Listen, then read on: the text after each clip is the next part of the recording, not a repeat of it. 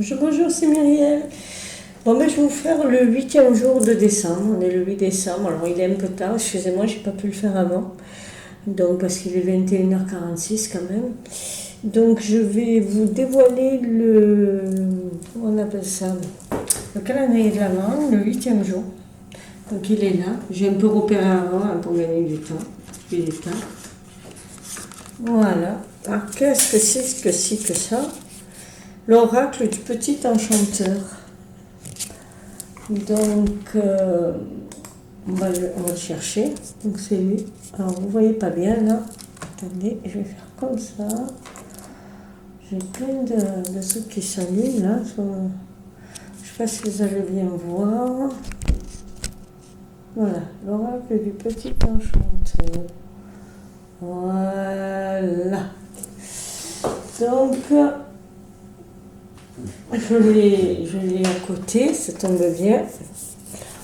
Donc, c'est l'oracle d'Antoinette Charbonnel, l'oracle du petit enchanteur, aux éditions Arcana Sacra. Alors, c'est une boîte qualité Arcana Sacra, boîte cloche. L'intérieur est décoré. C'est un oracle donc, qui est paru déjà depuis quelques mois, hein, et surtout qui est très bien, je pense, pour les fêtes de Noël. Déjà, le thème noir, tout ça, moi, ça me fait penser à la période hivernale. Voilà. Donc, je vais vous lire le dos de la boîte. Ça se présente comme ça. Fruit du plus bel amour qui soit, celui d'une mère et de son enfant, cet oracle épuré traduit l'émotion que suscite la vie. L'oracle du petit enchanteur est une invitation à retrouver votre enfant intérieur, à recevoir l'inconnu de manière différente et à porter la clarté dans l'obscurité. Ni sombre ni noir, il est une expression d'espoir et de devenir. Conçu comme un cahier intime, un journal à ciel ouvert, cet oracle vous amène réconfort et soutien. Comme un cadeau tombé du ciel, une poussière d'étoiles, l'oracle du petit enchanteur vous accompagne dans les sentiers magiques de votre vie. Voilà, et il est au petit prix de 24 €. Moi, de toute façon, généralement, j'ai très peu d'oracles qui dépassent les 50 €. Voilà, donc ça se présente comme ça. Le fond de la boîte est plutôt joli, c'est un signe. Je crois que ça a été fait je ne sais pas quand ça a été fait. Donc, nous avons le petit guidebook. Voilà, assez simple. Là, les tons noirs aussi. Voilà. Alors, Antoinette Charbonnel, pour ceux qui le connaissent, a fait ce jeu, comment dire, en attendant la naissance de son enfant. Donc, c'est un jeu qui est très connecté, donc comme c'est écrit hein, de la boîte, à la vie et à la naissance. Voilà. Donc, c'est que des petits, c'est quand même très doux comme image. Alors après, je peux vous l'expliquer. Hein. Nous avons d'abord le sommaire. Voilà, on a une introduction avec les confidences du petit enchanteur. Alors, on nous explique comment elle l'a fait. Elle a fait l'oracle. Mise en condition et méthode pour utiliser l'oracle. Tirage, cartes et leurs messages. Donc là, on a toutes les cartes. Donc, il y en a 57 cartes. Et dans le guidebook, il y a combien de pages? 70 pages, mais petit. Voilà. Et après, on a la présentation. Alors, c'est tout en noir et blanc. Et il est très bien fait. Donc, dans chaque présentation, par exemple, pour 20, le cycle, on a les mots-clés qui sont en gras. Ici. Après, on a le sens divinatoire de la carte et l'aspect magique. Donc, l'aspect magique, c'est des petits rituels à faire. Par exemple, pour le cycle, c'est plutôt des guidances. Voilà. Laissez l'impatience derrière vous. Décidez de tourner une page dans votre histoire. La liberté d'expression. Voilà. Donc, je vais vous montrer les cartes. Le dos de la carte est très joli avec ce mandala. Et les cartes sont ainsi faites. Je vais un peu pencher pour que vous les voyez plus droites. Voilà. Encore un peu. Voilà. Je ne sais pas avoir trop d'ombre. Donc là, c'est le changement. La lumière.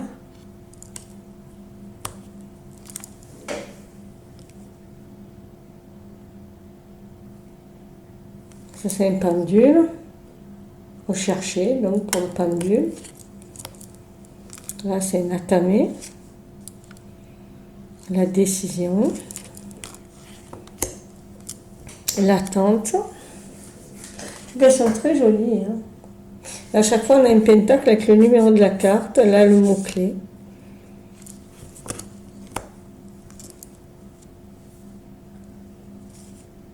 Agir.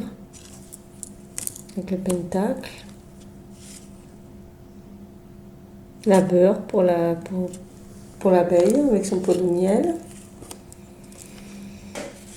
L'arrêt. Cette tombe gelée.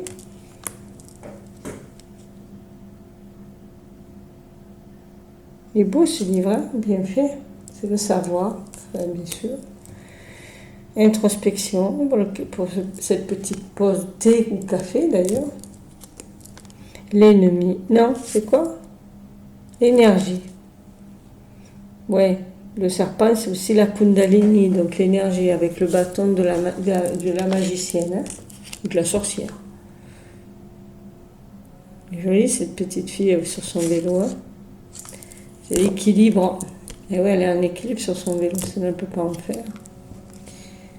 La magie, avec cette maison de sorcière. Très Halloween, hein, on aurait pu le présenter à Halloween aussi. Semer. L'éveil.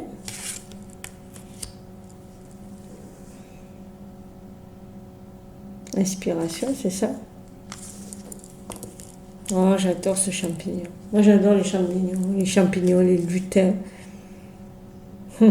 Et c'est l'évolution, c'est pour ça que j'adore les champignons. Très jolie cage. À la liberté.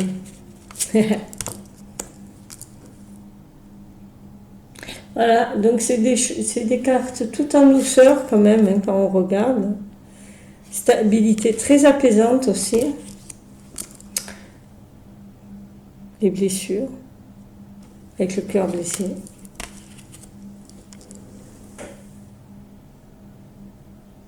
Elles sont jolies, hein, ces chaussures. Une étape.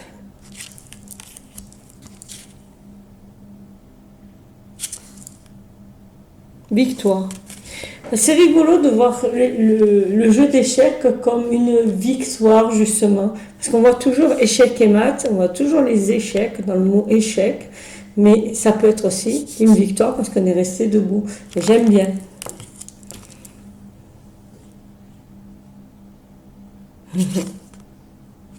La fertilité. Elle est en train de pondre ses œufs. Le lien. Alors j'aime bien parce que pour moi ça fait référence au nœud d'Isis. Le nœud d'Isis, c'est le cartouche en fait.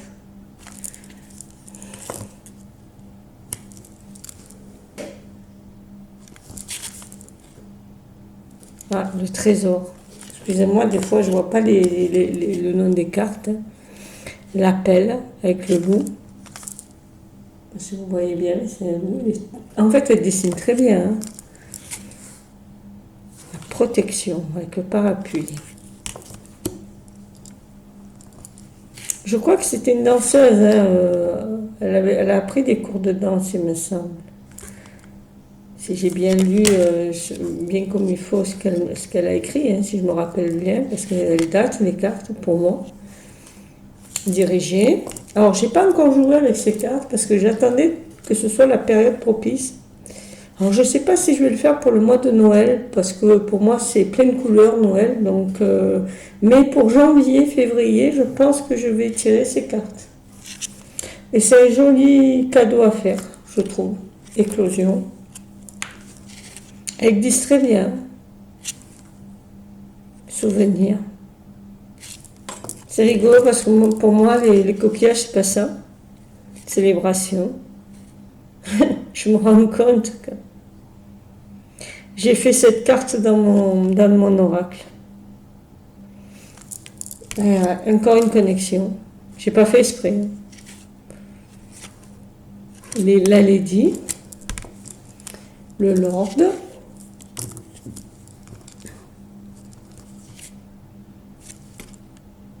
l'orientation,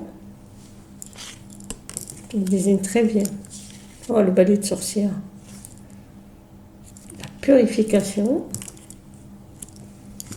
Je crois que c'est des modèles qu'elle a pris dans son quotidien en plus. Hein. Le refuge.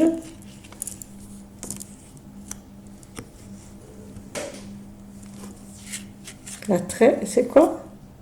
La trêve, c'est ça. La naissance. L'information avec la carte. La plume, c'est quoi? La sagesse. Ah, j'aurais pas mis la plume, la sagesse. Alors peut-être que ça évoque la plume du hibou, je sais pas.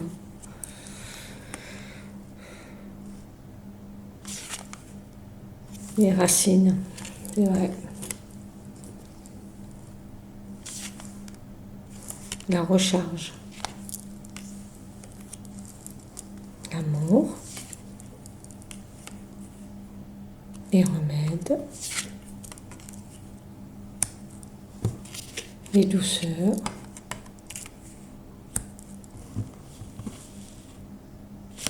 Le voyage. Le cycle. Et c'est fini.